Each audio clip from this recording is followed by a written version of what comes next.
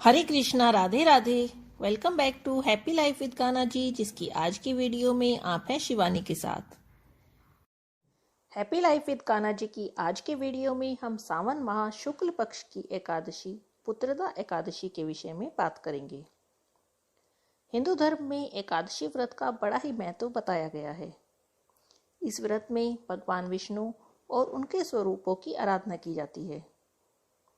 श्रावण माह में आने वाली पुत्रदा एकादशी का व्रत रखने से संतान सुख की प्राप्ति होती है और संतान से संबंधित सभी समस्याओं का निवारण हो जाता है। संतान की उन्नति होती है। इस साल 2020 में यह व्रत 30 जुलाई को रखा जाएगा।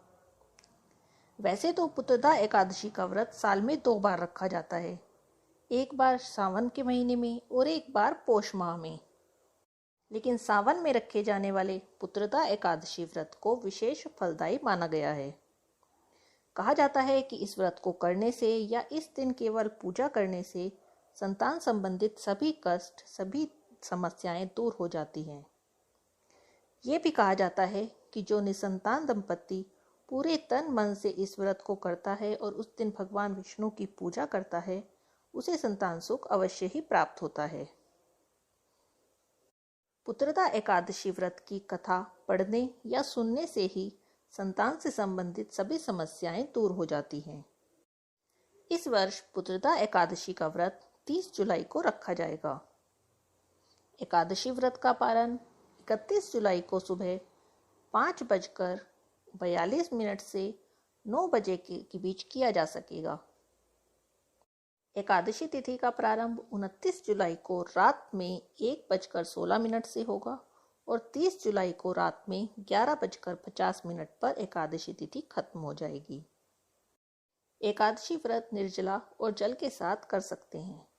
इसके अलावा ये व्रत निराहारी या फलाहारी किया जा सकता है। एकादशी व्रत का प्रारंभ दशमी तिथि से ही हो जाता है।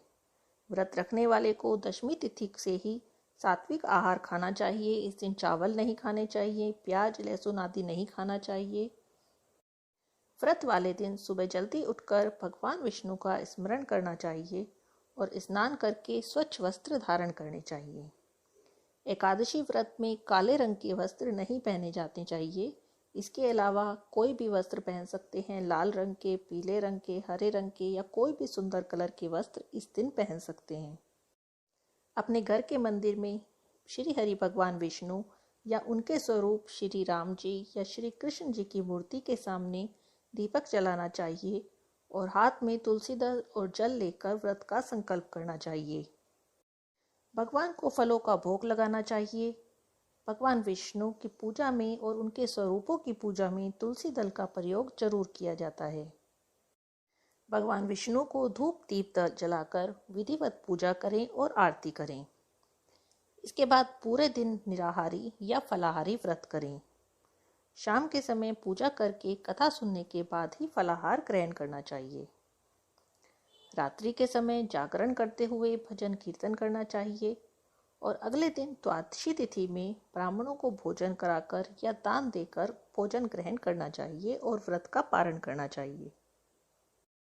पुत्रदा एकादशी के दिन भगवान श्री कृष्ण के बाल स्वरूप लड्डू गोपाल जी की पूजा का विशेष महत्व है। लड्डू गोपाल जी का इस दिन पंचामृत से अभिषेक कराना चाहिए और उन्हें पीले रंग के वस्त्र पहनाने चाहिए। पीले रंग के फूल और पीले रंग की मिठाई का लड्डू गोपाल जी को भोग लगाना चाहिए। लड्डू गोपाल जी के सामने बैठकर हाथ में तुलसी दल और जल लेकर व्रत का संकल्प करना चाहिए और उनसे प्रार्थना करनी चाहिए कि हे भगवान, मैंने ये एकादशी व्रत का संकल्प किया है, आपकी कृपा से ये मेरा व्रत पूर्ण हो। इस व्रत को करने के लिए शक्ति और सामर्थ्य आप मुझे प्रदान करें। इसके साथ साथ ही अपने मन की कामना को भी भगवान के सामने व्यक्त करना चाहिए। एकादशी व्रत का विधिवत पूजन करने से भगवान जरूर प्रसन्न होते हैं और सभी मनोकामनाओं को पूरी करते हैं। हैप्पी लाइफ विद कान्हा जी की अगली वीडियो में हम पुत्रदा एकादशी व्रत की कथा के बारे में जानेंगे। तब तक जुड़े रहिएगा हैप्पी लाइफ विद कान्हा जी के साथ। हरे कृष्णा, राधे राधे।